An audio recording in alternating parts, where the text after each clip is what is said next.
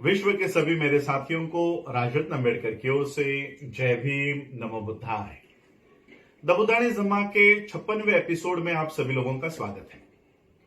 हम लोग द बुद्धाइज धम्मा के बुक 3 का अध्ययन कर रहे हैं। बुक 3 यानी what the Buddha taught, Buddha की शिक्षाएं क्या है।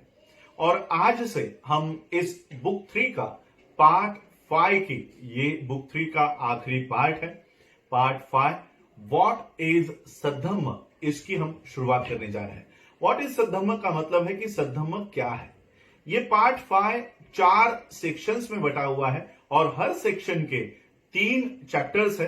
पहले सेक्शन के 2 चैप्टर्स है, बाकी सारे सेक्शंस के 3-3 चैप्टर्स है। तो कुल मिला के पूरा पार्ट 5 ये 11 चैप्टर्स से भरा हुआ है। तो आज हम इसके फर्स्ट सेक्शन को देखने जा रहे हैं, पहले खंड को देखने जा रहे हैं। पहले सेक्शन का नाम है द फंक्शंस ऑफ सद्धम्म। सद्धम्म के कार्य, सद्धम्म का काम क्या है। और इसका पहला चैप्टर है, पहले चैप्टर का नाम है to cleanse the mind of its impurities. मन के अशुद्धता को शुद्ध करना, यह सद्धम्म का पहला कार्य है। तो चलिए इस चैप्टर की शुरुआत करते हैं। एक बार तथागत बुद्ध ये कौशल देश में विहार कर रहे थे और कौशल देश के राजा प्रसन्नजीत ये तथागत बुद्ध को मिलने आए। अपने रथ से उतरकर तथागत बुद्ध को आदर युक्त उन्होंने वंदन किया और दूसरे दिन, अगले दिन तथागत बुद्ध को नगर में आने का, शहर में आने का और उनका आदरातिथ्य स्वीकार करने का निमंत्रण दिया, ताकि शहर के लोग, नगर के लोग तथागत बुद्ध का दर्शन कर सके, नगर के लोग तथागत बुद्ध के धम्म के सिद्धांतों को जान सके और तथागत बुद्ध में उनका विश्वास, नगर के लोगों का विश्वास कायम हो। और फिर दूसरे दिन तथागत बुद्ध नगर में पहुंचे। चौराहा पार करके वो अपने जगह पर पहुंचे जहां पर राजा प्रसन्नजीत ने उनकी व्यवस्था की थी, वहां पर पहुंचे। अपने आसन पर बैठने के बाद उन्होंने भोजन ग्रहण किया। हाथ धो चुकने के बाद राजा प्रसन्नजीत ने तथागत बुद्ध से विनती की कि आप अपनी धम्म देशना, आप अपने सिद्धांत नगर के लोगों को वहां पर वो सिद्धांत समझाए। ये सारा, ये धम्म देशना या प्रबोधन का काम चौराहे पर चल रहा था और हजारों लाखों की संख्या में वो नगर के लोग तथागत बुद्ध की धम्म देशना सुन रहे थे। और फिर इसी चौराहे पर तथागत बुद्ध ने राजा प्रसन्नजीत के विनती पर उनकी धम्म देशना को शुरुआत की। राजा प्रसन्नजीत के विनती पर अपने धम्म देशना को उन्होंने शुरुआत करने के बाद उस भीड़ में 2 व्यापारी थे। एक व्यापारी मन में सोच रहा था कि राजा कितना बुद्धिमानी है, कितना श्रेष्ठ है कि जिसने ऐसी धम्मदेशना ये सार्वजनिक करवाई ताकि सभी लोग इसे सुन सके। और तथागत बुद्ध की जो वचन है, तथागत बुद्ध के जो वचन है, जो सिद्धांत है, वो इतने गहरे हैं और वो इतने व्यापक है कि ये धम्मदेशना सभी के लिए राजा ने जो खुली करवाई है, वो सही में बुद्धिमानी का काम उन्होंने किया और इतनी गहरी बातें आज हम लोगों को सुनने को प्राप्त हुई है। वहां पर दूसरा व्यापारी था, उसके मन में यह आया कि ये राजा कितना मूर्ख है, कितना बेवकूफ है कि इस आदमी को यहां पर चौराहे पर लेकर आया है और ये इतने चौराहे में, इतने लाखों लोगों के भीड़ में ये अपनी धम्म देशना दे रहा है। तो इस तरह से ये दूसरा व्यापारी सोचने लग गया। वो मन में सोच रहा था कि जिस तरह से गाय का बछड़ा गाय के पीछे पीछे चलता है और जब गाय को गाड़ी से बांध दिया जाता है तब ये गाय का बछड़ा जैसे मिमियाता है, उस तरह से ये बुद्ध ये राजा के पीछे पीछे चलता रहता है, राजा के पीछे पड़ा हुआ है। ऐसी सारी बातें वो दूसरा व्यापारी अपने मन में सोच रहा था। और फिर सभी लोग धम्म देशना खत्म होने के बाद सभी लोग अपने अपने मार्ग पर चले गए। ये व्यापारी जहां पर रुके हुए थे, उस जिस विश्राम गृह में रुके हुए थे, उस विश्राम गृह में ये व्यापारी भी चले गए। और रात भर ये सारे व्यापारी शराब पी रहे थे। जो पहला व्यापारी था जो ये सोच रहा था कि राजा कितना बुद्धिमानी है और जिसने तथागत बुद्ध के धम्म देशनाओं को, सिद्धांतों को अंगीकृत कर लिया था, ये व्यापारी तथागत बुद्ध के वचनों से, सिद्धांतों से वो नियंत्रित हो चुका था, संयमित हो चुका था, इसलिए वो शराब और नशीली चीजों का सेवन वो नहीं कर रहा था।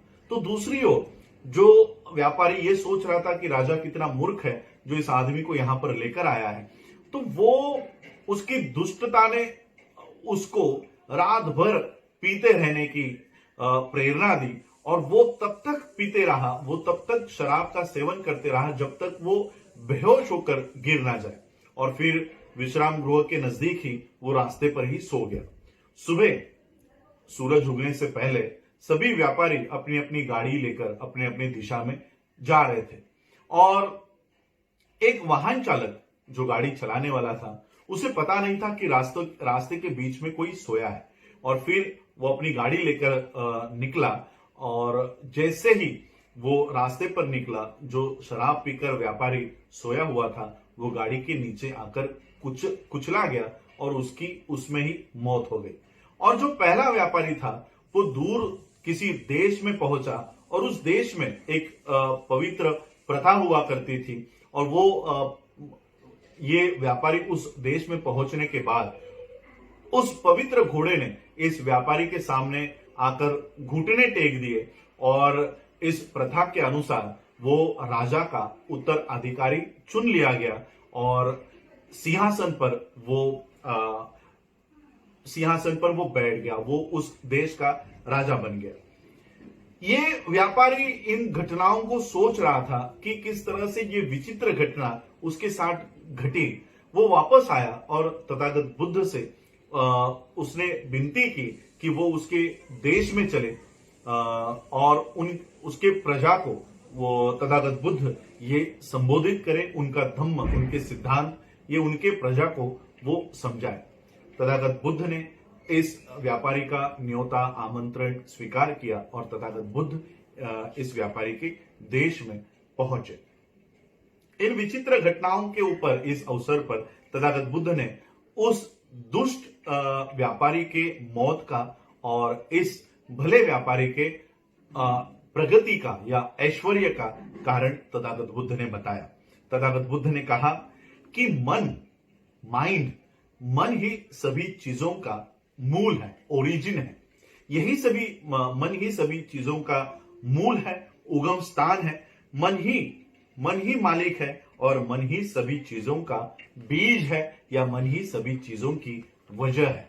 ये वो मन ही है जिसके अंदर अगर किसी व्यक्ति के मन के अंदर बुरे विचार आते हैं तो उसके शब्द भी बुरे होते हैं, उसकी वाणी भी बुरी होगी, उसके कृत्य भी बुरे होंगे और पाप कर्म करने के वजह से जो परिणाम निर्माण होगा, जो परिणाम प्राप्त होगा, वो उस व्यक्ति का पीछा ऐसे करते रहेंगे, वो दुख उस व्यक्ति का पीछा ऐसे करेंगे जैसे रथ का पीछा उसके रथ के पहिए करते हैं, उसी तरह से दुख भी उसके पीछे पीछे हो लेगा।